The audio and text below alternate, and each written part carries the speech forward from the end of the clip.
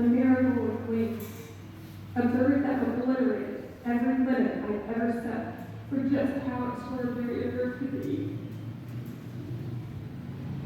The bird was a 10-point nightjar, a bird Ken had been dreaming of seeing since he was just a boy. My mind scrambled to process what was happening, for this could not possibly be a real bird. The answer was surely no, for this was no mere bird. This was a scrap of silk cut from the deepest, darkest night sky, drifting over our heads in the most ethereal sky ballet, with feathers like ribbons streaming behind. It fluttered above us, challenging the boundaries of our imagination and taking us along this wild and magic flight. In a world still so pure and so wild, this bird ruled the skies. And it ruled my heart, too. Ken took this photo. I was sitting there with my camera on my lap, and it never occurred to me to lift that camera up. Instead, I took a million pictures with my heart. And I'm afraid that my mind will stay good throughout my life because I want to remember that moment for as long as I live.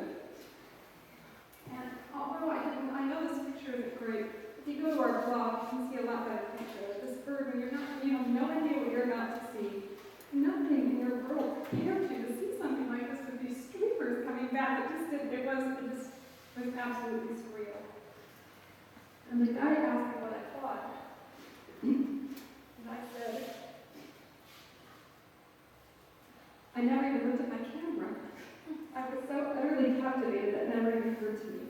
Truth is, after I watched this miracle pass by once, I just turned to watch Ken's face. I didn't even need to see the bird to know how special it was. Everything I needed to know was reflected in Ken's face. Such a moment.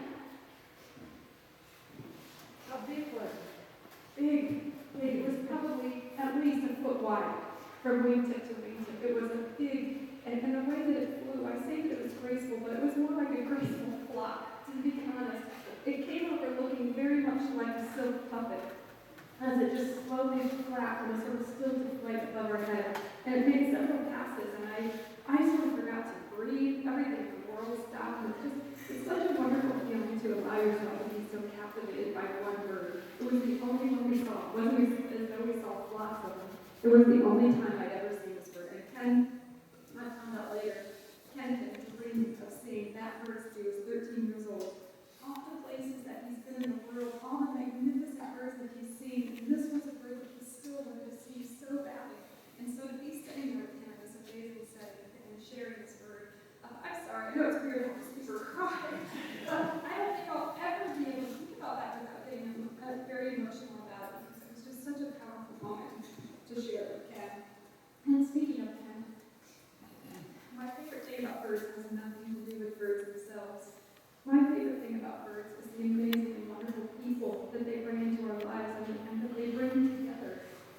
And the way that they bring us together is so fantastic. In fact, birds can even lead us to love. I met Ken because of my interest in birds. And I met him in South Texas at a birding festival. And we went back there to get married in the exact place where we saw each other for the first time. And in case you're wondering if we were outside South Texas, yes, we were.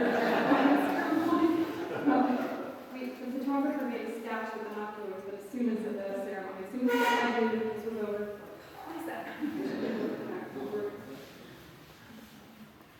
and the way that birds bring us together, I like to think of birds as a powerful equalizer. And on Facebook, we're so open to criticizing each other when we're hidden behind that computer screen. And I've seen friends really tear into each other about polarizing issues related to politics or religion. But when they're side by side birding, I've actually seen this happen. People that were having a knockdown drag on Facebook over some issue, some social issue.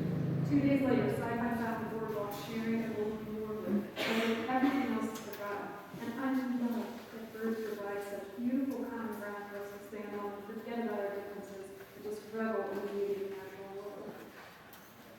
And I think it's important to remember, and certainly you guys know this, that we don't have any of those things. We don't have birds or all the wonderful aspects of the natural world if we don't protect the habitat that these creatures need.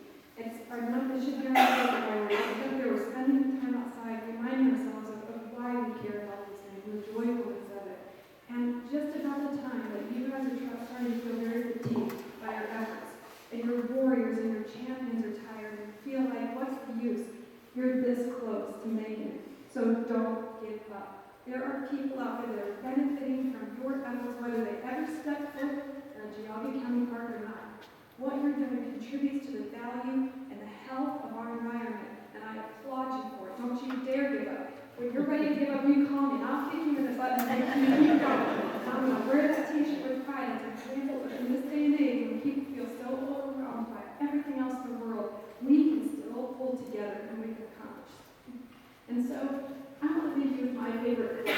And I don't think Margaret Mead would mind that I adapted it, especially for you. Never let a small group of thoughtful, committed citizens, or in your case, a small group of malcontents, you can change the world. Indeed, it's the only thing that ever has. And I'd like to thank these photographers for allowing me to listen to the photos. And I want to thank you again for coming out on this beautiful day to listen to this presentation. Thank you so much.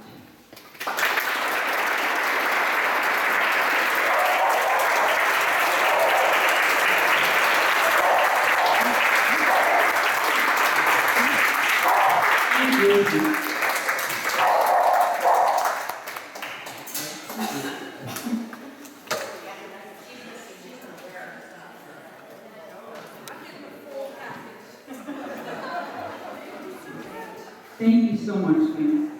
We would not give up, and we really appreciate your effort. And thank you to everybody who helped put this presentation together.